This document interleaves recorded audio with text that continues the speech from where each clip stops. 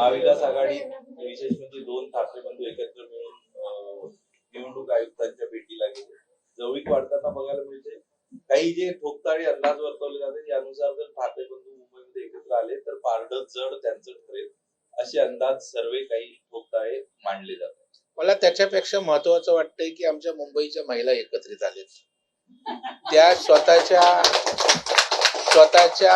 व्यवसायासाठी, उद्योग व्यवसायासाठी त्यांना आम्ही एकत्रित आणले आणि ते एकत्र येणं न येणं हा काय महाराष्ट्राचा विषय नाहीये.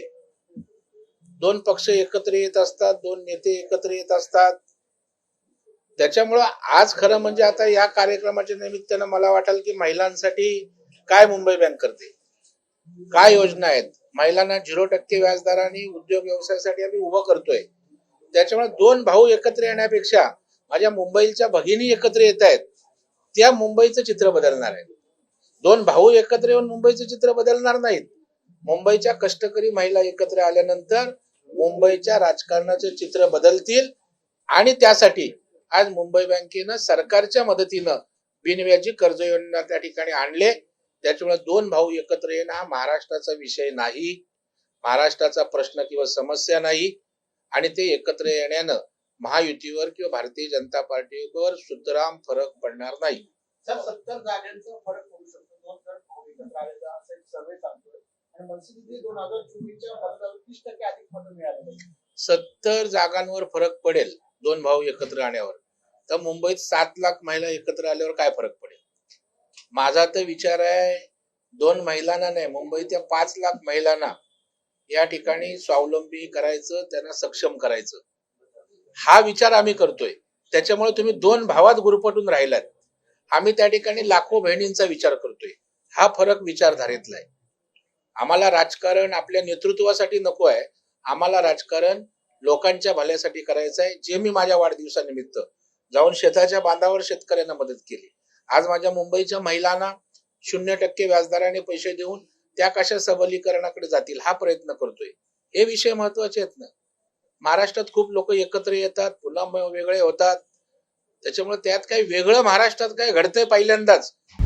आता isakal.com आहे देशातील नंबर 1 ची मराठी न्यूज वेबसाईट.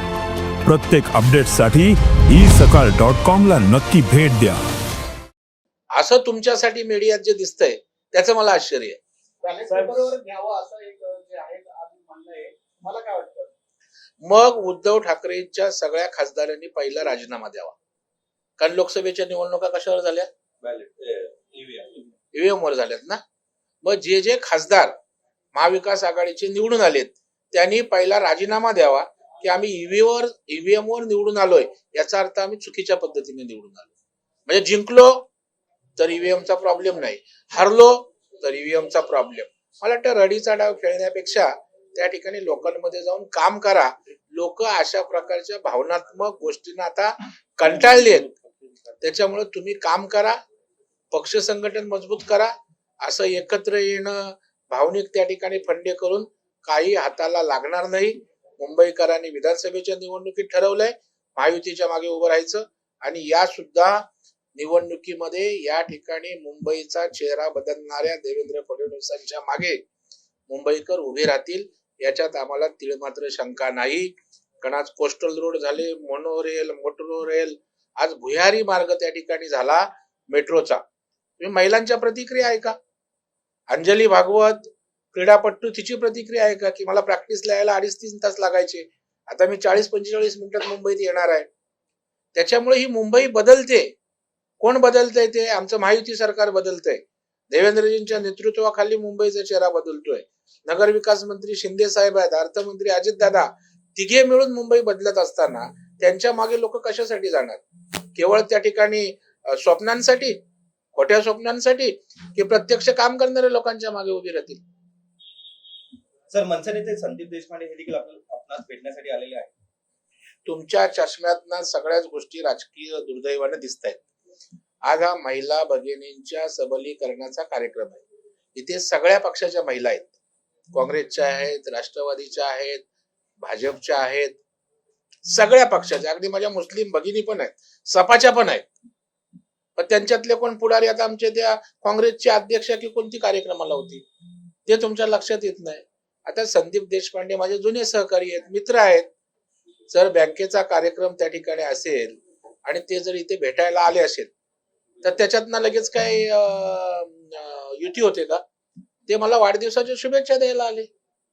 त्याच्यामुळे मला वाटतं मी ह्या कोण येतंय कोण जातंय यापेक्षा आम्ही काय लोकांना देतोय हे मी नेहमी बघत असतो आणि मी सतत तेच करत असतो. ते वाढदिवसानिमित्त केक कापण्यापेक्षा माझ्या महिला भगिनींना उभं कसं पायावर करता येईल हा माझा प्रयत्न या ठिकाणी आहे. सर, मुंबई बँकेच्या माध्यमातून ज्या प्रकारे तुम्ही महिलांना योजनेचा लाभ देता त्या प्रकारे सरकार म्हणून तुम्ही महाराष्ट्रातील इतर महिलांसाठी काय प्लॅन बनवणार? नाही, मला वाटतं मी माझा आवाका बघून काम करतो. पहिले जे आपल्या हातात आहे ते करावं, कारण पैसे कोण देणार? आता मी मुंबई जिल्हा बँकेचा अध्यक्ष आहे म्हणून मी माझी योजना केली. तो आदर्श घेऊन इतर जिल्हा बँकांनी करावं, राज्य सहकारी बँकेनं करावं. पहिलं पाऊल कुणीतरी टाकायचं असतं ते मी टाकलंय, परंतु 100% ते पाऊल राज्यभर पसरणार आहे.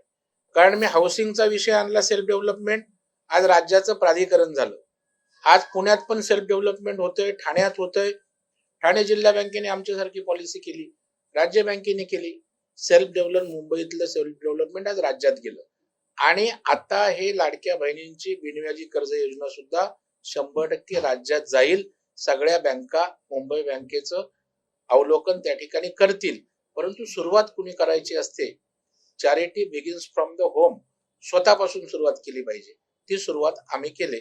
आता त्याचा वणवा सगळ्या महाराष्ट्रभर नक्कीच आहे. देश विदेशातील प्रत्येक घडामोडींचे लाईव्ह अपडेट मिळवण्यासाठी आता साम टीव्हीच्या सर्व सोशल मीडिया प्लॅटफॉर्मला लाईक, फॉलो आणि सबस्क्राईब करा. तसंच सर्व नोटिफिकेशनसाठी बेल आयकॉन प्रेस करायला विसरू नका.